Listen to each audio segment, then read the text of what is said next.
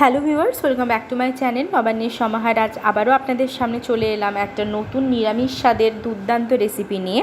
আজকে আমি বানাতে চলেছি নিরামিষ ডিমের একটা রেসিপিটা বানানোর জন্য এখানে দেখুন আমি 4টে আলু নিয়ে নিয়েছি। এবার আলুগুলোকে খোসা ছাড়িয়ে এইভাবে দুভাগে ভাগ করে কেটে নিয়েছি।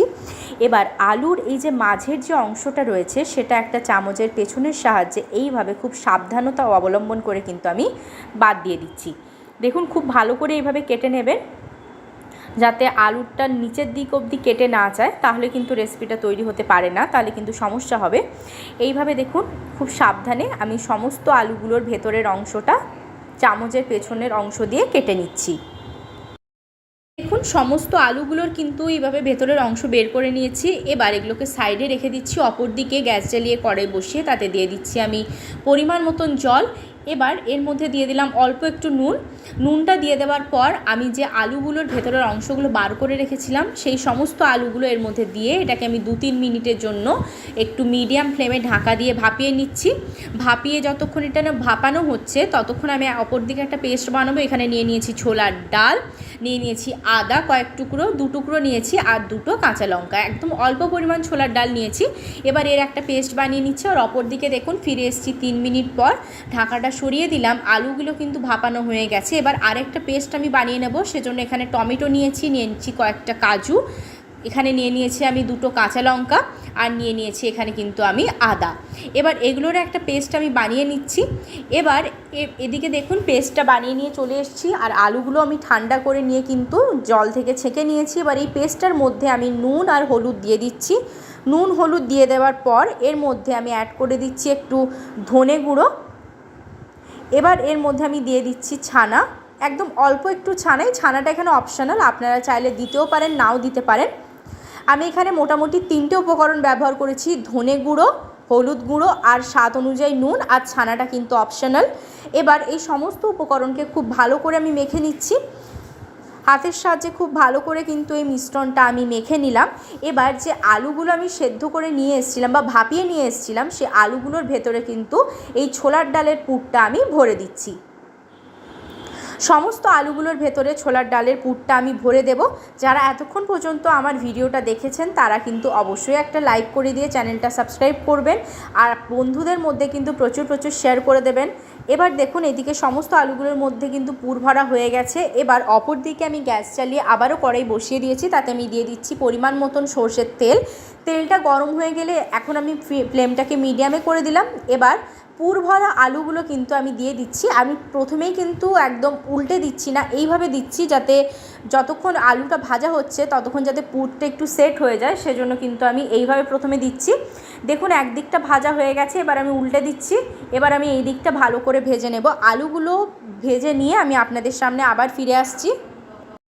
এখানে আপনাদেরকে বলে রাখি, আপনারা যদি কাঁচা অবস্থায় পুরটা এর মধ্যে না দিতে চান, আপনারা চাইলে কিন্তু প্রথমে একটু কড়াইতে পুরটা ভেজে নিতে পারেন, তারপরে কিন্তু আলুর মধ্যে দিতে পারেন। কিন্তু আমি এইসব কিছুই করিনি, আমি এরকম ডিরেক্টই দিয়ে দিয়েছি। আর এদিকে দেখুন এগুলো কিন্তু ভাজাও হয়ে গেছে, খুব ভালো করে লাল লাল করে ভেজে নিয়েছি। এবার এগুলোকে একটা পাত্রের মধ্যে আমি তুলে নিচ্ছি। এবার এখানে তেলটা কিন্তু একটু বেশি হয়ে গেছিলো, এতটা তেল আমি রান্নায় ব্যবহার করব না, সেজন্য আমি একটু তেল তুলে রাখলাম একটা অন্য পাত্রের মধ্যে। এবার এর মধ্যে দিয়ে দিলাম আমি তেজপাতা, দিয়ে দিলাম আমি দারুচিনি।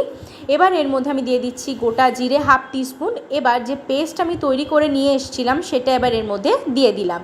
দেওয়ার পর ভালো করে একটু নেড়ে চেড়ে নিচ্ছি। যে পেস্টটা আমি টমেটো, আদা, কাঁচা লঙ্কা, কাজু দিয়ে তৈরি করেছিলাম সেটা এবার এর মধ্যে দিয়ে দিলাম। দেওয়ার পর যে মিক্সিং জারের মধ্যে তৈরি করেছি সেটা ধুয়ে অল্প একটু জল এর মধ্যে দিয়ে দিলাম যাতে কষানোর সময় নিচের দিকে লেগে না যায়। নিচের দিকে লেগে গেলে কিন্তু পুড়ে যেতে পারে, সেক্ষেত্রে কিন্তু টেস্ট খুব বাজে হয়, সেজন্য এখানে একটু অল্প জল ব্যবহার করলাম।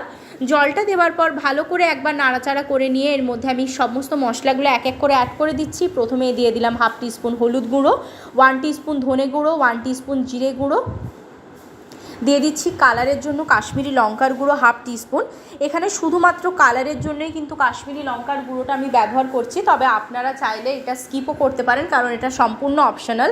এছাড়া কিন্তু সম্পূর্ণ রান্নাটা আমি কাঁচা লঙ্কাতেই করব। এবার এর মধ্যে দিয়ে দিলাম আমি স্বাদ অনুযায়ী নুন, আর দিয়ে দিচ্ছি এখানে আমি চিনিটা 1/2 টিস্পুন দিয়েছি, এটাও অপশনাল। চিনিটা দিলে কিন্তু যে কোনো নিরামিষ রান্নার টেস্ট খুব ভালো আসে, খুব সুন্দরভাবে টেস্টটা ব্যালেন্স হয়। আর এই দিকে দেখুন তেল কিন্তু ভেসে উঠেছে মশলা মশলার থেকে। আর তবে আপনাদের আবারও বলে রাখি, চিনিটা অপশনাল, আপনারা চাইলে নাও দিতে পারেন, আর কাশ্মীরি লঙ্কার গুঁড়োটাও কিন্তু অপশনাল। এবার খুব ভালো করে আমি মশলাটা কষিয়ে নিচ্ছি। যত ভালোভাবে আপনারা মশলাটা কষাবেন রেসিপির টেস্ট কিন্তু তত ভালো হয়।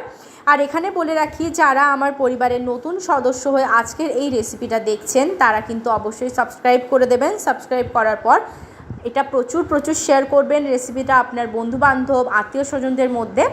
এইভাবে আমার পরিবারের সাথে কিন্তু জুড়ে থাকবেন। এবার দেখুন এর মধ্যে আমি দিয়ে দিলাম জলটা এখানে আমি দিয়ে দিলাম 1 কাপ পরিমাণ। জলটা দেওয়ার পর সমস্ত মশলাটা জলের সাথে একবার মিশিয়ে নিচ্ছি।